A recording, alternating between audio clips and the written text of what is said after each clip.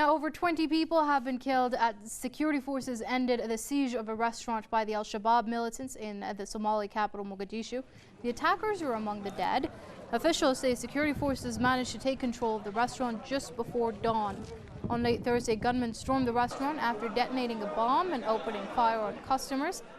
They took some hostages, and a second blast occurred while they were holed up inside the restaurant. Al-Shabab was routed from Mogadishu in mid-2011, but it is still fighting to overthrow Somalia's Western-backed government.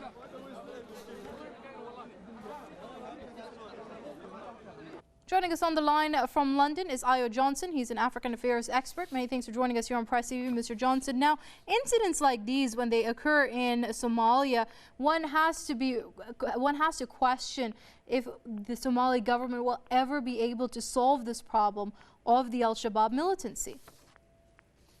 Absolutely. I think it just shows that the Somali government has been weak in the past before. It's weak currently.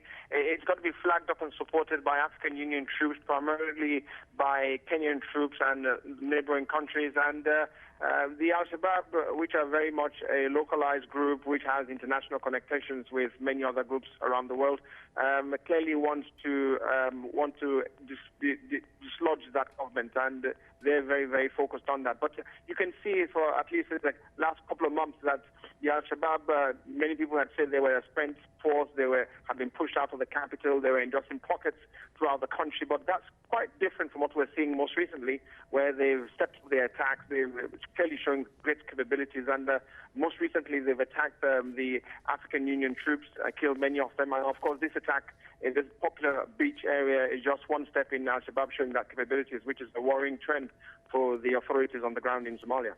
Right, so then, Mr. Johnson, you would say that the African strategy to combat al-Shabab isn't working. Then what needs to change? Well, what needs to change is the hope that the al-Shabab militia may change their mind in their focus, in their direction that they're going, which is very much about dislodging the government, attacking all aspects of it. I mean, the al-Shabab movement has been around for a very long time, and they're clearly not going away. The African Union-led force on the ground are clearly not making the inroads that everyone would have wished. And of course, we already know that al-Shabab at the moment has opportunities that it has shown previously to work closely with Al-Qaeda. So it can become very problematic for the Somalis moving forward, because Al-Shabab is clearly a force that's going to be around for a very, very long time. And before I let you go, Mr. Johnson, there are obviously those questions about where al-Shabab is getting its funding from. How is it being able to sustain itself despite all these efforts to quell it? Well, al-Shabab, apart from the fact that its strength is localized, no doubt about that, for its ability to be able to appear, disappear, to be able to hold on to certain part of the country, and there's got to be a local connectivity there. That's not. But the long-term financial viability of the group has been its long-term lineage with Al-Qaeda, which also provides spiritual guidance and financial support and training. But we must say that Al-Shabaab has not been swayed by ISIL's calls to join that group. It has clearly shown a distinction between it and its neighboring Western African group, Boko Haram, which has joined ISIL.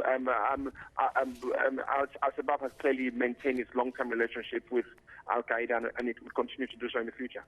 All right, let's leave it there for now. That's African affairs expert Ayo Johnson joining us from London. Mr. Johnson, thank you very much indeed for your comments here on Press TV.